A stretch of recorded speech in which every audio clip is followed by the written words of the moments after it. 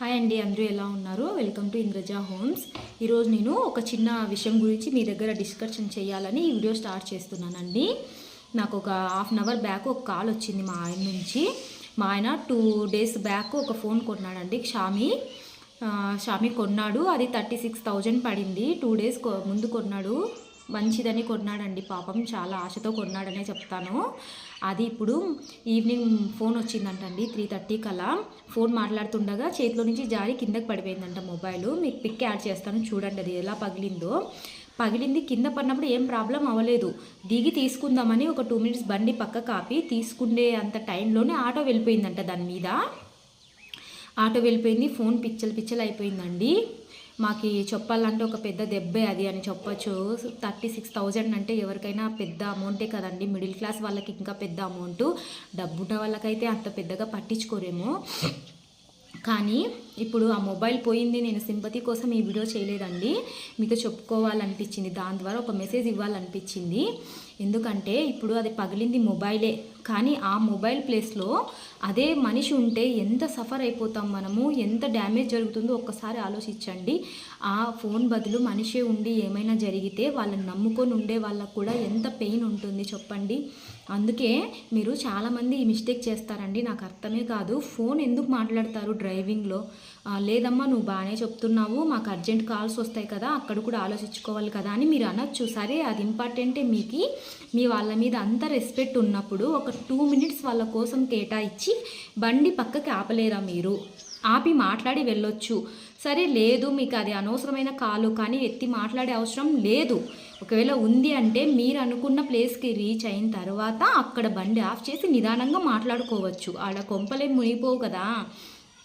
మీకు ఒకవేళ అర్జెంట్ కాలే, ఇంటి నుంచి వచ్చింది, ఎమర్జెన్సీ కాలే అన్నప్పుడు ఒక 2 minutes పక్కకు బండి ఆపి మాట్లాడండి.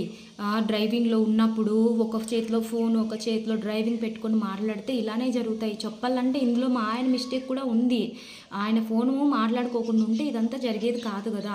ఎన్నిసార్లు ఎన్ని విధాలుగా చెప్పినా కూడా కొంతమంది మారరండి. ఫోన్ మాట్లాడుకుంటూనే వెళ్తారు. సగం యాక్సిడెంట్లు అన్నీ ఇలానే జరుగుతాయి. దయచేసి ఒక్కసారి ఆలోచించండి.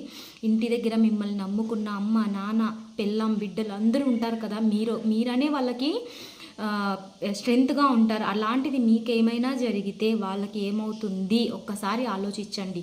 లేదు, అలాంటిది ఏమీ జరగలేదు, చిన్న స్కిట్సే, కాలు చేయి విరిగింది, అలాంటివైనా కూడా మీరు ఒకరి మీద ఆధారపడాలి. వాళ్ళకెంత ఇబ్బంది ఉంటుంది, మీకెంత ఇబ్బంది ఉంటుందో ఒక్కసారి దయచేసి ఆలోచించండి. అందుకే ఇలాంటివి జరగకుండా ఉండాలంటే మనం తెలుసుకోవాలి. డబ్బు ఇంపార్టెంటే, డబ్బు కంటే ఇంపార్టెంట్ అయినది మన లైఫ్, ప్రాణం కూడా. అది గుర్తుపెట్టుకొని డ్రైవింగ్ చేసేటప్పుడు డ్రైవింగ్ చేయండి. కనీసం ఈ వీడియో చూసి ఒక 10 మంది అయినా తెలుసుకుంటారని ఈ మెసేజ్ ఇస్తున్నాను తప్ప నేనేదో నా మొబైల్ పోయిందని కానీ దానికి సింపతి చూపించుకోవాలని మాత్రం కాదు. దయచేసి చెప్తున్నాను అందరికీ, డ్రైవింగ్లో ఫోన్ మాట్లాడకండి. దయచేసి చెప్తున్నాను.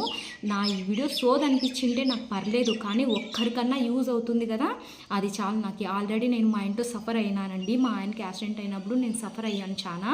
అందుకోసమే భయం అయింది నాకు. ఇప్పుడు చెప్పుకోవడానికి మీరు ఉన్నారు కాబట్టి మీకు ఈ మెసేజ్ ఇస్తున్నా. కనీసం ఇది ఒక్కరిద్దరు చూసినా కూడా నాకు యూజే అవుతుంది కదా నేను చెప్పినందుకు. అందుకనేసి నేను చెప్తున్నాను తప్ప వేరే ఉద్దేశంతో ఏమీ కాదు.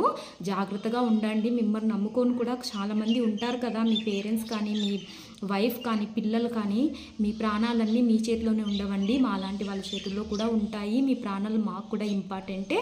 దయచేసి చెప్తున్నాను, జాగ్రత్తగా ఉండండి, సేఫ్గా డ్రైవింగ్ చెయ్యండి, ఫోన్ మాట్లాడకండి, ప్లీజ్ చెప్తున్నాను.